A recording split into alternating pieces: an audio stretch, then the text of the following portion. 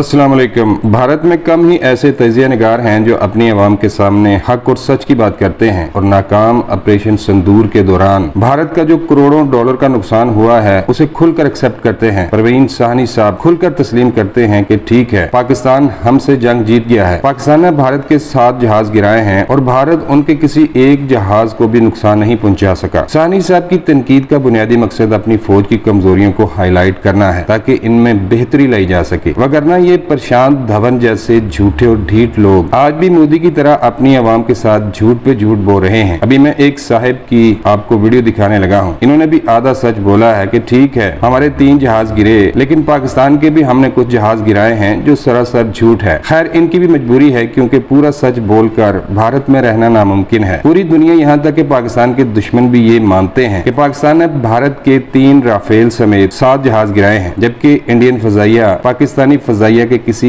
एक जहाज का भी नुकसान करने में बुरी तरह नाकाम रही है। आइए आपको इन भाई साहब की वीडियो दिखाते हैं।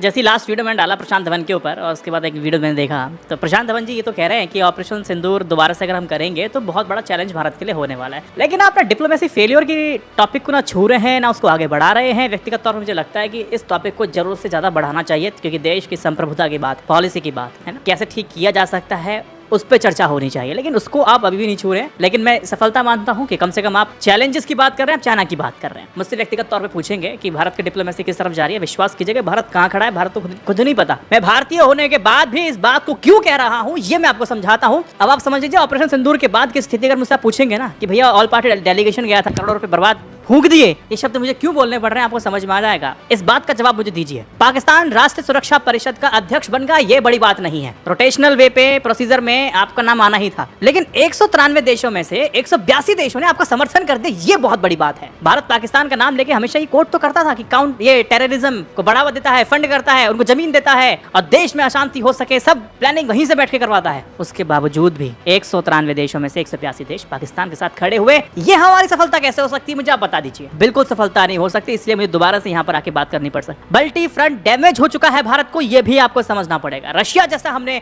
बरसों पुराना दोस्त खो रहे हैं। रशिया अफगानिस्तान को मान्यता दे रहा है, अब चाइना देगा। भारत के लिए क्या स्थिति बन रही है ये तो सोचकर मैं बहुत डर जा रहा हूं। मैं अंदर से कांप जा रहा हूं, रूह कांप जा रही है मेरी। रशिया भारत को ना उसी के लहजे में उसी को जवाब दे रहा है। ऑपरेशन सिंदूर के वक्त रशिया ये कह रहा है कि तटस्थ रहिए, ये युद्ध का मौका नहीं है, आप समझ लीजिए, आपस में आप कर लीजिए, हम कुछ नहीं करेंगे, आप आपस में बैठ के कर लीजिए। यही कुछ 2022 में समरकंद एससीओ शिखर सम्मेलन में डियर पुतिन जी ये समय युद्ध का नहीं है नरेंद्र मोदी जी ने कहा था। ऑपरेशन सिंदूर हुआ तो पुतिन ने कह दिया ये समय युद्ध का नहीं है। भारत को भारत के हिसाब से ही जवाब दे दिया। ये सोचने वाली बात है।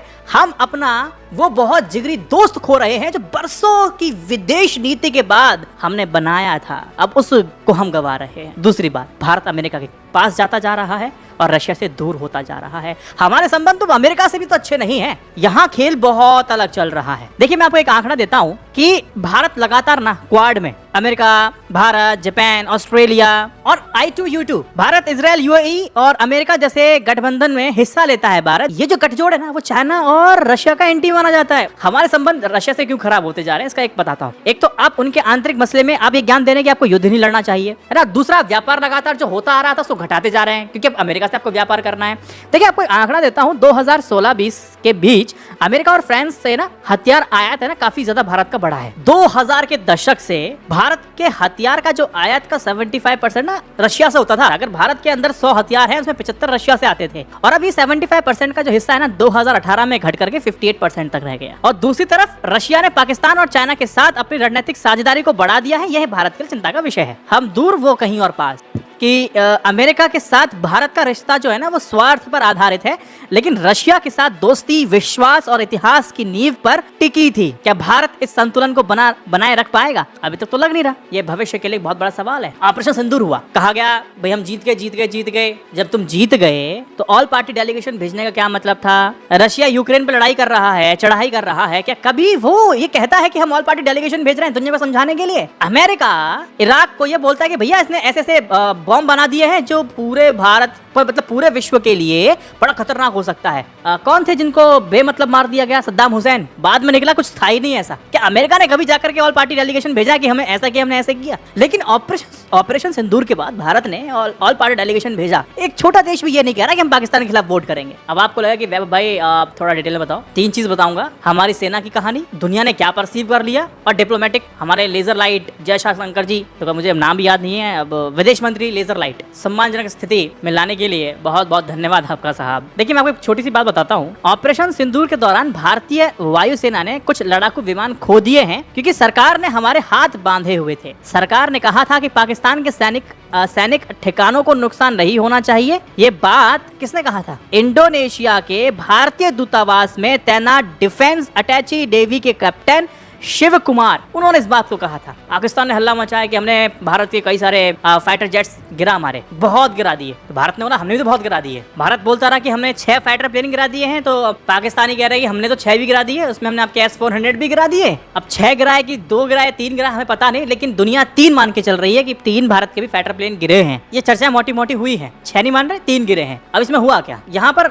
अब आप कहेंगे कि भाई चलो कम से कम उनके ज्यादा गिर गए, हमारे कम गिर गए, लेकिन नतीजा कुछ नहीं निकला। आम नागरिक हमारे भी मरे, डैमेज वहां पर भी हुआ, आपके भी गिरे, हमारे भी गिरे, लेकिन जश्न बड़ा जबरदस्त दोनों तरफ बनाया गया। पाकिस्तान के लिए हमें देखे वहां भी बहुत जश्न बन रहा है, भारत में देखा यहाँ भी जश्न बन रहा है। अच्छा, कुछ एक्सपर्ट ने ये बोला कि देखिए पाकिस्तान, जब नरेंद्र मोदी ने जब सर्जिकल स्ट्राइक की थी तब पाकिस्तान को कुछ समझ में नहीं आया। पहलगाम, फिर उसके बाद 2 सर्जिकल स्ट्राइक हो गई, फिर एक और किया था, तो उसके बाद डैमेज को समझ नहीं पाया था, भारत का बहुत ज्यादा नुकसान नहीं कर पाया था, इसलिए पाकिस्तान की तरफ से चुपचाप ठीक है हो गया, हमने ये कर दिया, वो कोई छुटपुट बयानबाजी होती फिर बंद हो जाता था। लेकिन पहलगाम के बाद ना पाकिस्तान ने बहुत जोर शोर से ना वीडियो फुटेजेस जो प्रचार प्रसार किए और जनता को विश्वास दिला दे कि हमने भी बहुत कड़ा प्रहार किया है, हमने भी भारत का बहुत नुकसान किया है, तो पाकिस्तान ने ये तो जता दिया कि हमने भी भारत का बहुत बड़ा नुकसान जरूर किया है, इसलिए वो जश्न बना रहे, बनाते रहिए, कोई बात। कितना नुकसान हुआ, क्या नुकसान हुआ, इस पर क्लैरिटी भारत की तरफ से नहीं आई थी। तो लोगों को लगने लगा कि यार ये छुपा रहे, इसका मतलब कुछ ज्यादा नुकसान हो गया होगा। एक परसेप्शन बना लोगों के बीच में, ज्यादा नुकसान हो गया है, बहुत ज्यादा डैमेज हो गया होगा, इसलिए छुपाया जा रहा है। ये बात थी। अब आप मुझे बताइए कि अभी इजराइल और ईरान के बीच में युद्ध चल रहा है, ईरान ने छुपाया, ये कहा कि भाई हमारा कोई नुकसान नहीं हुआ। अमेरिका के युद्ध चलते थे तालिबान से, तो बताता था कि हमारा इतना नुकसान हो गया, कहता था। लेकिन भारत ने उस चीज को बड़ा ही गोल गोल गोल गोल गोल घुमाया और जनता के बीच में ये विश्वास पैदा हो गया कि यार छिपाया तब जाता है जब कुछ बहुत बड़ा गलत हो गया होता है, उसी की जनता का। अब दुनिया में क्या परसेप्शन बना? एक फॉल्स परसेप्शन बन गया भारत के खिलाफ कि भैया भारत ने ना पहलगाम जो अटैक हुआ था, जिसमें क्लियरली हमारे 26 नागरिकों को आतंकवादियों ने मार दिया था, क्लियरली भारत पाकिस्तान ने ऐसा मैसेज बनवा दिया कि भारत ने ना अपने लोकल पॉलिटिक्स की वजह से बहुत ज्यादा ओवर रिएक्ट कर दिया है। ये धारणा बन चुकी थी। अब इसी धारणा को तोड़ने के लिए तब ऑल पार्टी डेलीगेशन बनाया गया कि भैया भारत की बात है, चले जाइए। बताइए दुनिया को हमने क्यों किया ऐसा? विश्वास कीजिए, उस ऑल पार्टी डेलीगेशन के बाद भी एक छोटा देश भी खड़ा नहीं है कि जो कह सके हम पाकिस्तान के खिलाफ वोट करेंगे। पाकिस्तान के खिलाफ आपकी ऑल पार्टी डेलीगेशन में करोड़ों रुपए का क्या हुआ? गए पिकनिक बनाकर आ गए। वो आतंकवादी कौन थे जिनको पकड़ा गया? नाम आए निकल गए, क्योंकि पकड़े ही नहीं गए। मतलब कहाँ मिस्टर इंडिया हो गए, वो सब कहाँ चले गए? मैंने आपको पहले ही कहा था, जब कार्रवाइयां होती है ना तो बेसिक सवाल जो पूछे जाते हैं वो नहीं पूछे जाते फिर बाद में। RDX जब आया था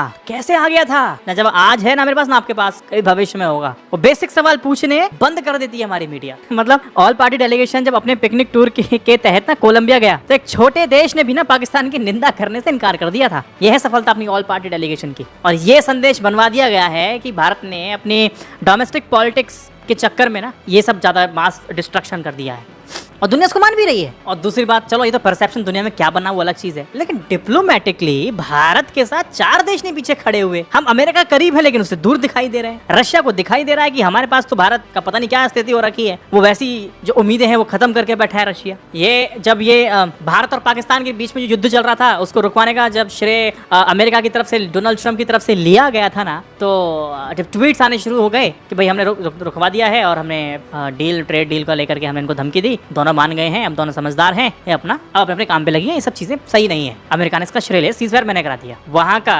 राष्ट्राध्यक्ष ये कह रहा है कि मैंने रुकवा दिया डोनाल्ड ट्रंप ने, और जवाब हमारे राष्ट्र के अध्यक्ष को देना चाहिए, नरेंद्र मोदी को, कि तुमने कैसे रुकवा दिया? कहा विदेश मंत्री, ये सचिव, वो सचिव, ये कह रहे हैं। इस सोचने वाली बात है, ब्लंडर है सबसे बड़ा। वहाँ की वो बात तो कहे वहाँ के डोनाल्ड ट्रंप, और यहाँ से आपके सचिव कहें, यहाँ से आपके विदेश मंत्री कहें। जिस कद के व्यक्ति ने सवाल किया उस कद के व्यक्ति को जवाब देना चाहिए। सिंपल सा लॉजिक ये लगता है। अगर डिप्लोमेसी की थोड़ी भी समझ होगी तो आपको समझ आ रहा होगा। अब डोनाल्ड ट्रंप ने फील्ड मार्शल को बुलाया अपने पास, मुनीर साहब को, पाकिस्तान से, तो बोला कि देखो विज्ञ मुनीर, अगर वही डोनाल्ड ट्रंप भारत के आर्मी चीफ को बुलाते तो हम क्या कहते। हाँ, आप कह सकते हैं कि हाँ मुनीर वो इन्वेस्टमेंट कर रहे हैं अपने परिवार के लिए और बिटकॉइन और ये सब चल रहा है वहाँ पर, तो ठीक है बुला लिया उसको। लेकिन भारत के आर्मी चीफ अगर जाते तो तुम क्या कहते, बताइए। हम कहते रहे कि भैया पाकिस्तान को फंड मत दीजिए, इसको आइसोलेट कीजिए, बहुत कहते रहे। उसके कहने के बाद भी क्या हुआ, रशिया ने पाकिस्तान के साथ 40,000 करोड़ की डील कर ली, IMF ने 2.3 अरब डॉलर का लोन मंजूर कर दिया, और कोई भी देश पाकिस्तान की निंदा भी नहीं कर रहा है। तो मेरे समझ में ये नहीं आ रहा है कि diplomacy failure, diplomatic foreign policy, इस पे बातचीत क्यों ना की जाए। सवाल तो ये है ना। अब मुझे बताइए क्या मतलब पॉजिटिव वाइब आ रही है आपको।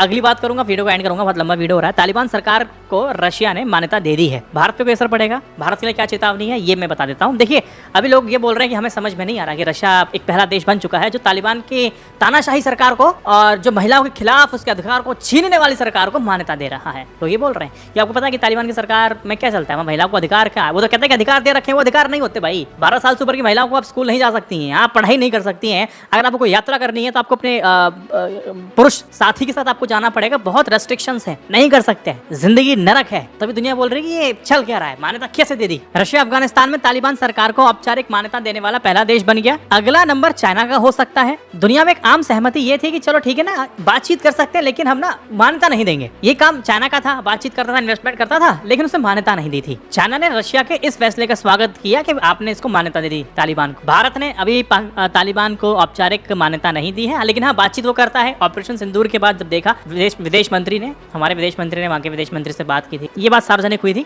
ऐसी बातचीत चलती रहती है। भारत को झटका तब लगा था जब भारत ने करोड़ों अरबों रुपए अफगानिस्तान में लाइब्रेरी वगैरह बनाई थी, पैसा लगाया था। तालिबान की सरकार जब आई थी तो भारत को लगा सारा पैसा बर्बाद हो गया, लेकिन नहीं, चीजें अभी थोड़ा सा ठीक चल रही है भारत के साथ। अफगानिस्तान के साथ टर्म्स एंड कंडीशन थोड़े से ठीक है, लेकिन मान्यता उसने फिर भी नहीं दी थी। वजह बताता हूँ क्यों। वो इसलिए नहीं कि भारत थोड़ा हिचकिचाता है, क्योंकि वो चाहता है कि अमेरिका और यूरोप के साथ भारत के जो रिश्ते हैं ना अच्छे बने रहें। भले ही भारत ने तालिबान को औपचारिक मान्यता ना दी हो, लेकिन अफगानिस्तान के साथ एंगेज विदाउट रिकॉग्निशन की पॉलिसी जारी कर रखी है। देखो भारत ना देखा जाए अफगानिस्तान भारत के लिए काफी ज्यादा कूटनीतिक तौर पे बहुत ज्यादा नरम भी रहा है ना, क्योंकि वहाँ के लोग भारत भी आते हैं, इलाज भी कराते हैं। हाँ, सब कुछ अच्छा चलता है, मतलब कोई हितों में बहुत टकराव नहीं रहता है। तो कह सकते हैं कि अफगानिस्तान कूटनीतिक, सुरक्षा, आर्थिक तीनों ही नजरिए से भारत के लिए बहुत अहम है और सही भी है और स्थिति ठीक भी है। अब भारत का अफगानिस्तान के कभी भी हितों का टकराव नहीं रहा। भारत ने अफगानिस्तान को कई विकास परियोजनाओं में मदद भी की है। चीजें भारत की हमेशा से अफगानिस्तान के साथ ठीक रही हैं। लेकिन सोचने वाली बात यह है कि जब तालिबान को मान्यता रशिया दे चुका है, अब चाइना का नंबर है और भारत के सामने सिर्फ दो विकल्प हैं, जो जैसे वो चलता आ रहा है वैसे वो चलता रहे, एंगेज विदाउट रिकॉग्निशन, या फिर धीरे धीरे जैसे रशिया ने, चाइना ने मान्यता दे देंगे, ऐसी भारत औपचारिक मान्यता तालिबान को दे दे। क्योंकि सोचने वाली बात यह है कि जैसे ही भारत ना इस ओर बढ़ेगा कि हम मान्यता दे देते हैं, देखिए भारत तालिबान के साथ संपर्क तो बढ़ाएगा। क्यों बढ़ाएगा?